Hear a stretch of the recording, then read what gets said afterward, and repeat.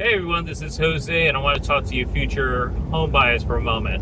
I get questions about, Jose, I hear about down payment assistance programs. I'm not sure how it works, and I'm not sure if this is something for me. So I'm not going to get into details because there's so many programs out there. Some of them are government-based, like the counties. Some are state-based, like Hometown Heroes.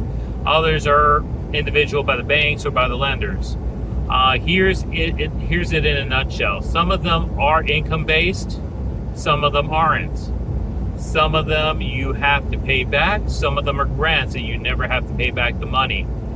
So keep this in mind. There is potentially money out there. You could potentially qualify for it, but not all of it is created equal.